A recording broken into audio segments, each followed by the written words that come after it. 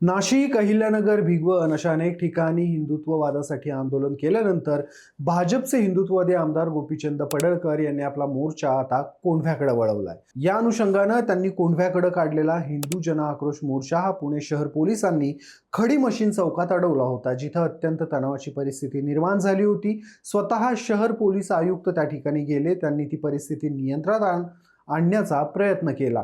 त्या ठिकाणी मोठ्या प्रमाणात जमाव होता। काही काळ या ठिकाणी मोठा बाका प्रसंग उद्भवण्याची परिस्थिती होती।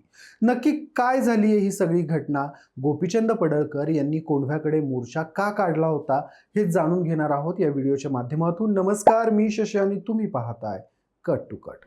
अहिल्यानगर, त्यानंतर भिगवण प्रकरण आणि आता पुण्यातील कोंढवा गोपीचंद पडळकर यांच्या रडारवर आहे। पुरंदर तालुक्यातील भिवरी गावातील बोबदेव घाट परिसरात घडलेल्या घटनेच्या पार्श्वभूमीवर कोंढव्यातील संबंधितांवर गुन्हे दाखल करून तात्काळ अटक करावी, तसेच भिवरी ग्रामस्थांवर दाखल केलेले खोटे गुन्हे मागे घ्यावेत। पुरंदर तालुक्यातील जमीन खरेदी प्रकरणात होणारं लँड जिहाद थांबवावं, यासाठीच आमदार संग्राम जगताप, आमदार गोपीचंद पडळकर आणि पुरंदरचे माजी आमदार संजय जगताप यांच्या नेतृत्वाखाली सासवड ते कोंढवा हिंदू जन आक्रोश मोर्चा आणि रॅलीचं आयोजन करण्यात आलं होतं। परिस्थिती चिघळू नये म्हणून पुणे शहर पोलिसांनी खडी मशीन चौकात त्यांना अडवलं, पण गोपीचंद पडळकर आणि संग्राम जगताप हे कोंढव्यात जाण्याचा आग्रह धरत होते। आता त्यांना नक्की कोंढव्यात का जायचं होतं, तर रमजानच्या कालावधीत 13 मार्च 2026 ला सासवडला लागून असणाऱ्या बोबदेव घाटाजवळ ऑस्करवाडी भिवारी गावाच्या आसपास कोंढव्यातील काही मुस्लिम तरुण हे इफ्तार पार्टी करण्यासाठी गेले होते। तेव्हा त्यांना स्थानिक जमावानं बाहेरून येऊन इथं इफ्तार पार्टी करण्याबाबत जाब विचारला। त्यावेळी या दोनही गटांमध्ये वाद उद्भवला। पोलिसांकडे तक्रारी दिल्या गेल्या। सोबतच गोपीचंद पडळकर यांनी लँड जिहादचा देखील उल्लेख केला। हिंदू आक्रोश समितीच्या म्हणण्यानुसार पुरंदर तालुक्यात विमानतळाची घोषणा झाल्यापासून येथील जमिनींचे भाव गगनाला भिडलेत। यात संधींचा फायदा घेऊन तालुक्यातील मोक्याच्या जमिनी या मुस्लिम समुदायाकडून मोठ्या प्रमाणात खरेदी केल्या जात आहेत। सोबतच स्थानिकांच्या मते कोंढवा भागातून येणाऱ्या काही टोळ्या या आमच्या भागात दहशत पसरवत आहेत। या टोळ्यांविरोधात स्वरक्षणासाठी उभ्या राहिलेल्या भिवरीतील ग्रामस्थांवरच पोलिसांनी खोटे गुन्हे दाखल केलेत। हे खोटे गुन्हे तातडीने मागे घ्यावेत आणि बाहेरील गुंडांना वेळीच लगाम लावावा, ही देखील या मोर्चाची मागणी होती। आता वळूयात कोंढव्याकडे। कोंढवा हे पुणे शहरातील एक प्रमुख एरिया आहे म्हटलं तरी चालेल। मोठ्या प्रमाणावर कोंढव्यामध्ये कमर्शियल भाग आहे, इथं लोकसंख्याही दाट आहे, सर्व सोयीसुविधा या भागामध्ये। पण मग गोपीचंद पडळकर हे कोंढव्यामध्ये मोर्चा काढायचं का म्हणतात, तर त्याला कारणही आहे। सासवडमधील बोबदेव घाट परिसरात घडलेल्या घटना तर याला कारणीभूत आहेतच, सोबतच कोंढव्यामध्ये मागील काही कालावधी मागे घडलेल्या घटना देखील याला कारणीभूत आहेत।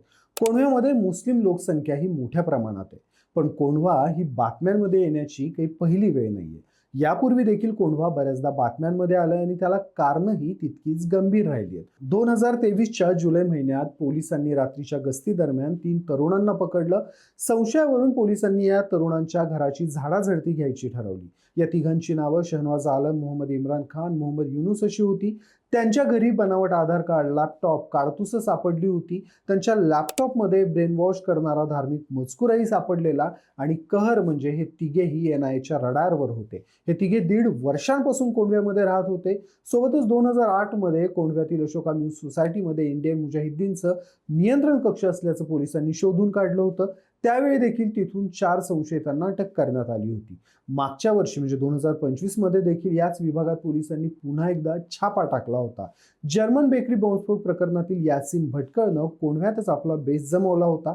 यासोबतच आणखीनही काही घटनांमध्ये कोंढवा हे चर्चेत आलेलं। त्यामुळे या घटनांच्या पार्श्वभूमीवर सासवड आणि बोबदेव घाट परिसरात मुस्लिम तरुण आणि स्थानिक ग्रामस्थ यांच्यामध्ये झालेल्या वादामुळे गोपीचंद पडळकर यांनी आवर्जून कोंढव्यामध्येच मोर्चा काढायचं ठरवलंय आणि कोंढव्याचा इतिहास देखील याला कारण ठरलाय। आता बोलूयात या घटनांच्या राजकीय परिप्रेक्ष्याकडे। कोंढवा वादात राहिलाय का, तर त्याचं उत्तर आहे होय। कोंढव्यात पूर्वी अशा काही घटना घडलेल्या आहेत, अशी काही लोक सापडलेली आहेत, ज्यामुळे कोंढव्याचं नाव बदनाम झालंय। किंबहुना सासवड घाटामध्ये इफ्तार पार्टी करणारे तरुणही कोंढव्यातीलच होते। सोबतच पुरंदर विमानतळ घोषित झाल्यावर आजूबाजूच्या परिसरांमध्ये कोंढव्यातील लोकांचं जमीन घेण्याचं प्रमाण देखील वाढलंय, असंही पडळकरांचं म्हणणं आहे। त्यामुळे या पार्श्वभूमीवर गोपीचंद पडळकर, संग्राम जगताप आणि संजय जगताप यांच्या सोबतीनं कोंढव्यामध्ये त्यांनी जन आक्रोश मोर्चाने सभा घ्यायचं ठरवलं होतं।